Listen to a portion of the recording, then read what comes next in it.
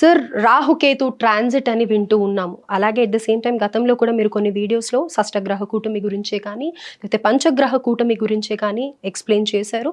అదేవిధంగా ఆ మార్పులు కూడా అందరం గమనించాము. ప్రకృతిలో ప్రళయ తాండవం ఎర్త్‌క్వేక్సే కానీ వాటర్ పరంగా కానీ అందరూ కూడా చాలా ఇబ్బంది పడ్డారు.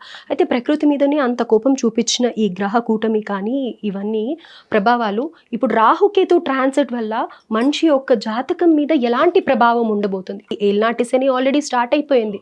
ప్రభావం చాలా ఉంటుంది అని చెప్పి భయపడుతున్నారు. ఆల్రెడీ కొంతమంది ఆర్థిక పరంగా కానీ ఆరోగ్యపరంగా కానీ ప్రాబ్లమ్స్ ఫేస్ చేస్తూనే ఉంటారు. అయితే ఈ రాహుకేతువుది కూడా అంత ఇంపాక్ట్ ఉంటుంది అని అంటారా? అసలు రాహుకేతువుని ఏ విధంగా చూడాలి అని అంటారు? ఎలాంటి ప్రభావాలు ఉంటాయి అని అంటారు? సో వృషభ రాశి వాళ్ళకి తిరుగులేని జీవితం ఉంటుందని, ధనానికి అసలు ఎటువంటి లోటు ఉండదని, ఇంకా అనేకమైన విజయ పరంపర అని ఇలా ఏదేదో చెప్తూ వస్తూ ఉన్నారు. నిజంగానే అలా ఉండాలి అని అందరం కోరుకుంటాము. కాకపోతే ఎంతవరకు నిజం అనేది నాకు తెలుసుకోవాలని ఉంది.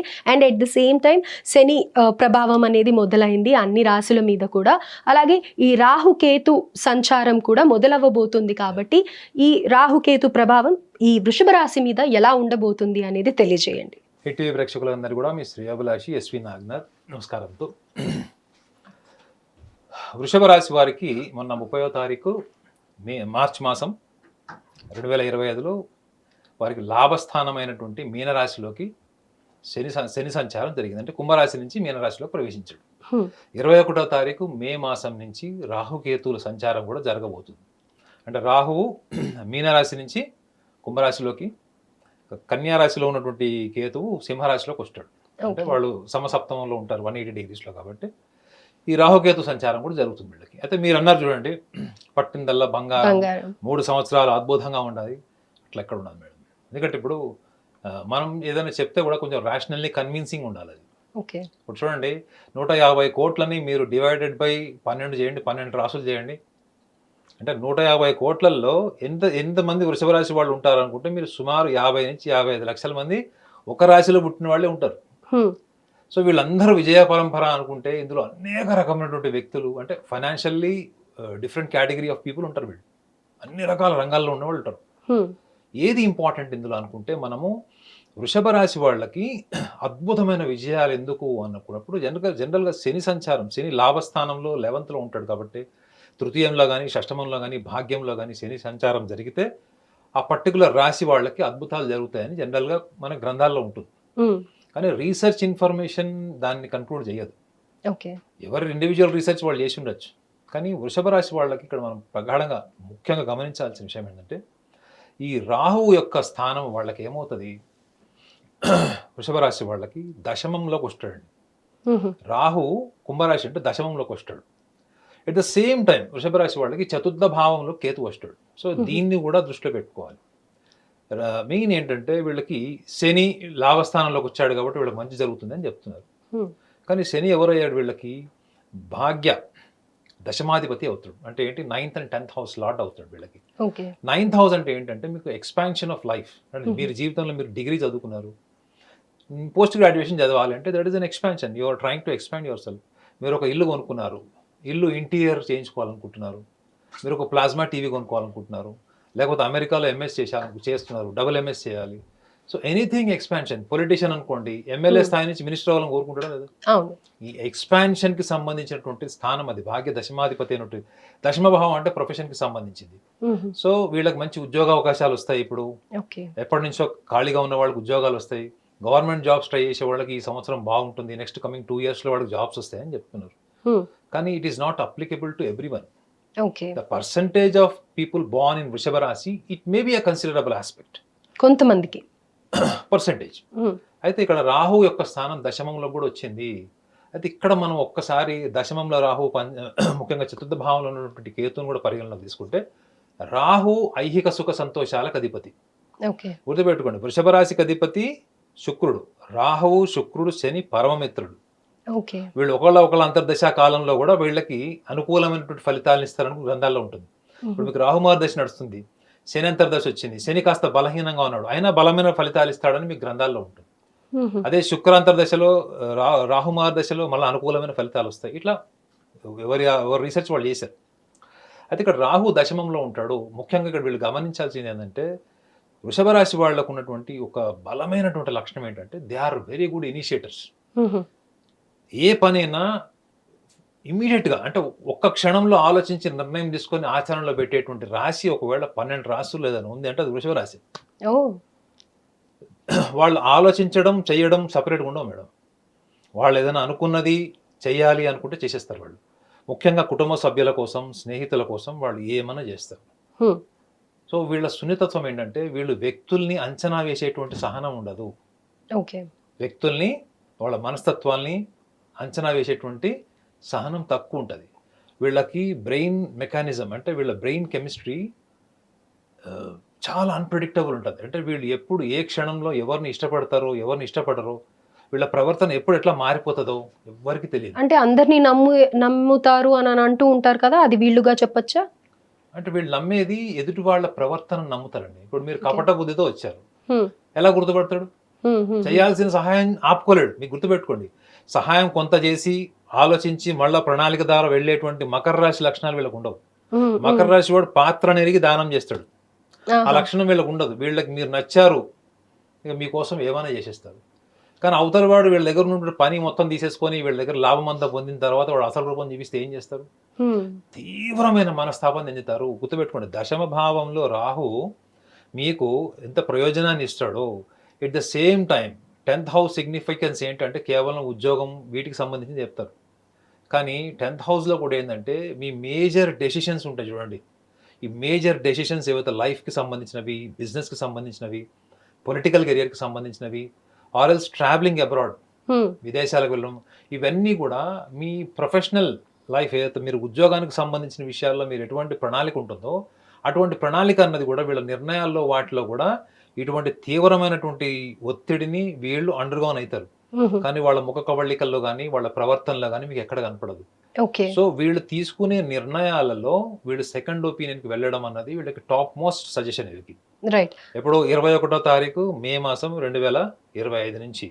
ప్లస్ ఇంకోటి చతుర్థ భావం గురించి కూడా మనం మాట్లాడాలి. చతుర్థ భావంలోకి కేతు వస్తాడు. కేతు వీళ్ళకి సంస్కారాన్ని, జాతకంలో కేతు యొక్క భాగం ఏముంటుందంటే పూర్వజన్మ సంస్కారం, వీడి ప్రవర్తన ఇలా ఉంది, వీడు ఇలా ఉన్నాడు, లేకపోతే వీడు అమాయకుడు ఉన్నాడు, వీడు కాస్త బద్ధకస్తుడు, మనం రకరకాలుగా ఇంట్లో చెప్పుకుంటాం చూడండి. వాడు కాస్త దొంగ బుద్ధి ఉంది, అబద్ధాలు చెప్తాడు, ఎంత చెప్పినా మారడు, వీడి ప్రారంభమే ఎంత అని చెప్తారు చూడండి.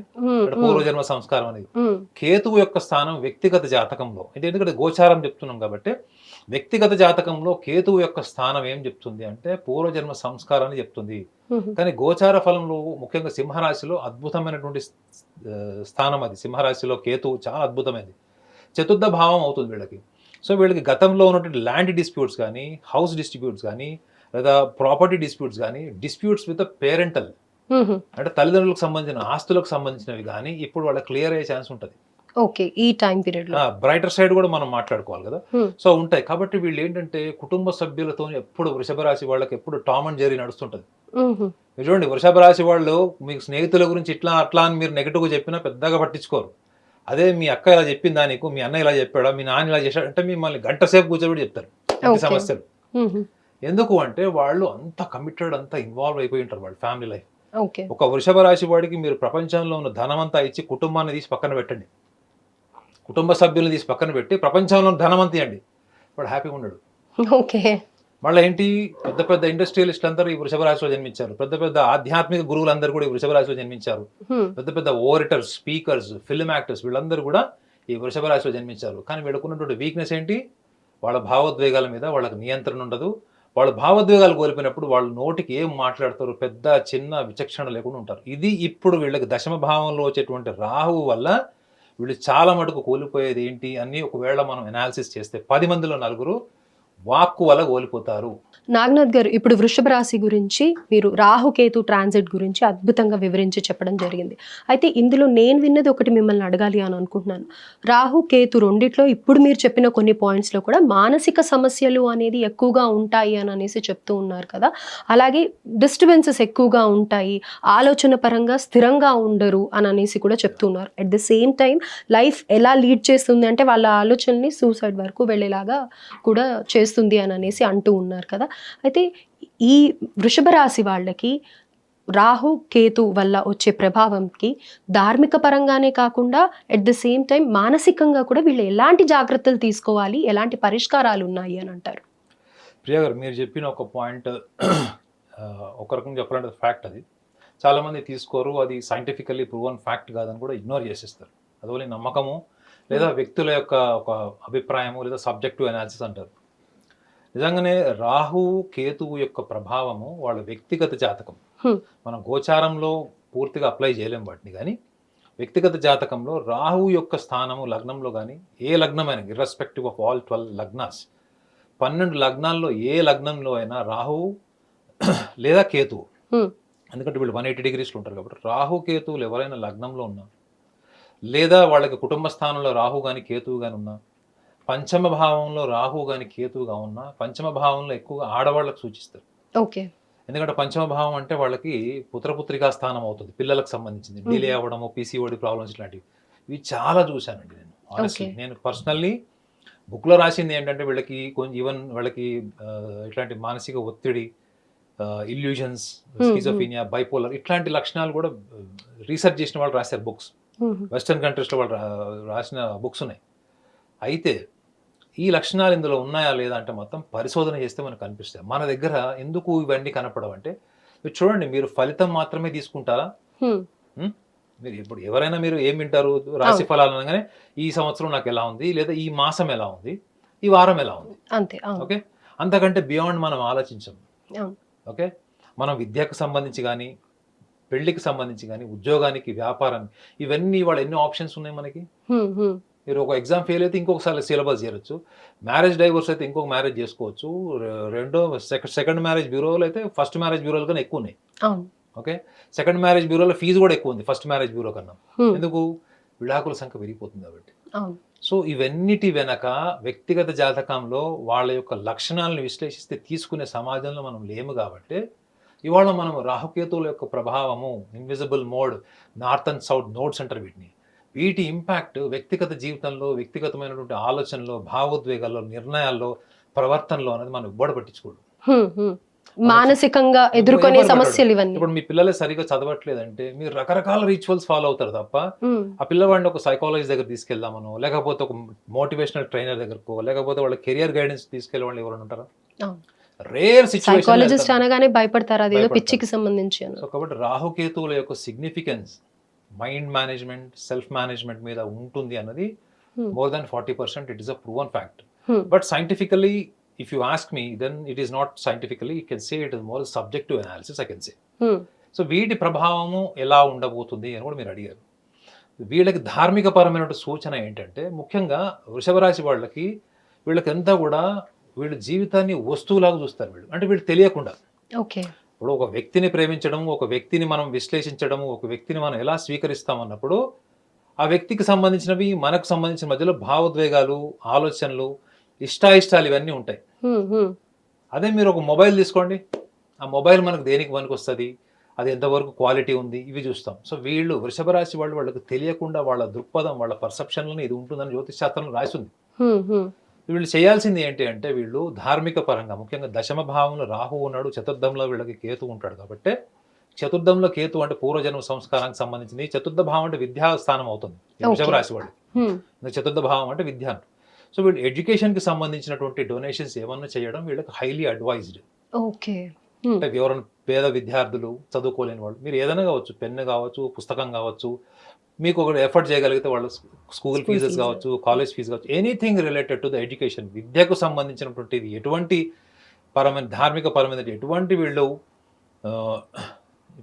డొనేషన్స్ లాంటివి ఏమైనా చేసినా కానీ వీళ్ళకి ఆ intensity of the Rahu Ketu from చతుర్థ భావం టు దశమ భావం, ఈ ఇంటెన్సిటీ తగ్గేటువంటి అవకాశం కూడా వీళ్ళకి బలంగా ఉంటుంది. అయితే ఇక్కడ ఒక్క సందేహం నాది, జీవితంలో ఎలాంటి సమస్యలు ఉన్నా కూడా పిల్లలకి పుస్తకాలు ఇవ్వడం కానీ, మీరు చెప్పినవి ఏది చేసినా కానీ బాగుంటుంది అని అంటారా? ఎందుకంటే ఇప్పుడు గోచార ఫలంలో వృషభ రాశి వాళ్ళకి చతుర్థ భావం, జనరల్ గా జ్యోతిష శాస్త్రంలో చతుర్థ భావం అంటే కేంద్ర భావం, కేంద్ర స్థానం కిందకి వస్తాయి. 4 కేంద్ర స్థానాల్లో చతుర్థ భావం ఒకటి.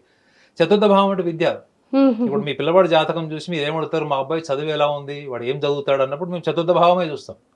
సో గోచార ఫల రీత్యా చూసుకుంటే ఏంటి, వృషభ రాశి వాళ్ళకి చతుర్థ భావంలో కేతు ఉంటాడు, దశమంలోకి రాహు వస్తాడు. సో కాబట్టి వృత్తి అంటే మీరు ఏదైతే ఇచ్చేది, మీరు సంపాదించింది మీరు ఇచ్చేది దశమ భావంలో రాహు కింద కన్సిడర్ చేస్తే, చతుర్థ భావం ఎందుకు చెప్పామంటే పూర్వజన్మ సంస్కారము, పూర్వజన్మ కర్మలు. గుర్తుపెట్టుకోండి, మీ కర్మ నివృత్తి కోసమే మనం సాంప్రదాయాలు పాటిస్తాం. ఓకే. కర్మ ఇంటెన్సిటీని తగ్గించడం కోసమే మనం పాటించే రిచువల్స్ అన్నవే. అది ఇది ఎలా తగ్గిస్తుంది అంటే మీరు విద్యాదానం చేయండి. రైట్. కాబట్టి మీరు ఉన్నతమైనటువంటి స్థాయికి వస్తారు. మీ జీవితంలో అవరోధాలు ఏవైతే ఉన్నాయో, డిలే అవుతాయో, మీరు ఏదైతే మానసిక అశాంతికి గురవుతారో, రాంగ్ డెసిషన్స్ తీసుకుంటారో, వీటన్నిటికీ కూడా ఈ ధార్మిక పరమైనటువంటి సూచన వీళ్ళ జీవితంలో మంచి మంచి మార్గంలో పెడుతుంది. రెండో విషయం ఏంటంటే మానసికంగా ఏంటి అంటే వీళ్ళు ఒకటే ఒక విషయం వీళ్ళు చిన్న కరెక్షన్ చేసుకోవాలి ఏంటంటే వీళ్ళు సరళత్వం, ఫ్లెక్సిబిలిటీ ఏమీ అవసరం లేదు. వాళ్ళు ఒక ఆలోచనకు వస్తే ఇక ఆ ఆలోచనే సర్వస్వం కూర్చుంటారు. ఓకే. సో కావాల్సింది ఏంటి? థాట్ ఫ్లెక్సిబిలిటీ, అంటే ఆలోచనలో మార్పు, తొందరగా మార్పు, కొత్త వ్యక్తులతో కలిసిపోవడం, కొత్త వాళ్ళని కూడా మన వాళ్ళకి తీసుకోవడం, కొత్త ప్రాంతాలకు వెళ్ళడం, తొందరగా అభిప్రాయాల్లో కొత్త కొత్త ఆలోచనల్ని వీళ్ళు ఎంటర్టైన్ చేయడం. ఇవి గినక వీళ్ళు చిన్న చిన్నవి, ఒక్క పైసా ఖర్చు ఉందా మేడం ఇందులో? లేదు, డెఫినెట్గా. ఇది గినక చేసుకుంటే వీళ్ళకి రాహుకేతు ప్రభావం కానీ, శని సంచారం వాళ్ళకి జరిగేటువంటి డిలేస్ కానీ వీళ్ళని టచ్ కూడా చేయవు. నాగనాథ్ గారు, వృషభ రాశి వాళ్ళకి మీరు ఇచ్చిన పరిష్కార మార్గం అద్భుతమని చెప్పుకోవాలి. ఎందుకంటే చదువు వల్ల ఒక జీవితం నిలబడుతుంది, ఒక ఫ్యామిలీ అంతా నడుస్తుంది. కాబట్టి అద్భుతమైన పరిష్కారం అందజేశారు. ధన్యవాదాలు. హిట్ టీవీ యాప్, ఇందులో short news, live news, entertainment shows, movies, digital magazines తో పాటు మీ జిల్లా వార్తలను కూడా ఫ్రీగా చూడొచ్చు. అంతేకాదు కేజీ నుంచి పీజీ వరకు విద్యార్థులకు స్కాలర్షిప్ కూడా అందిస్తున్నాం. ప్రతి వారం 10 మందికి లక్కీ డ్రా ద్వారా ఒక్కొక్కరికి 10,000 రూపాయలు అందిస్తున్నాం. ఇంకెందుకు ఆలస్యం, వెంటనే హిట్ టీవీ యాప్ ని డౌన్లోడ్ చేసుకుని ఫ్రీగా ఎంటర్టైన్మెంట్ పొందండి. Hit TV app. Hit TV app. Please download hit TV app. Hit TV app ని ఫ్రీగా డౌన్లోడ్ చేసుకొని ఎంజాయ్ చేయండి. మీకు నచ్చిన ఎంటర్టైన్మెంట్ కోసం హిట్ టీవీ యాప్ ని ఫ్రీగా డౌన్లోడ్ చేసుకొని ఎంజాయ్ చేయండి. హిట్ టీవీ యాప్ ని డౌన్లోడ్ చేసుకుని ఆస్వాదించండి, ఆశీర్వదించండి. ఇంతమంది సెలబ్రిటీలు హిట్ టీవీ యాప్ ని డౌన్లోడ్ చేసుకోండి అని చెప్తున్నారంటే ఎంత మంచి యాప్ ఆలోచించండి. అమెరికా అమెరికా అమెరికా అమెరికాలో చదవాలనుకునే వాళ్ళకి విశ్వసనీయమైన పేరు మన శౌర్య కన్సల్టెన్సీ. UK లో 1 year masters, UK లో 1 year masters, 2 years work permit up to 5 years visa. Contact Saurya Consultancy. Contact 89851 89851.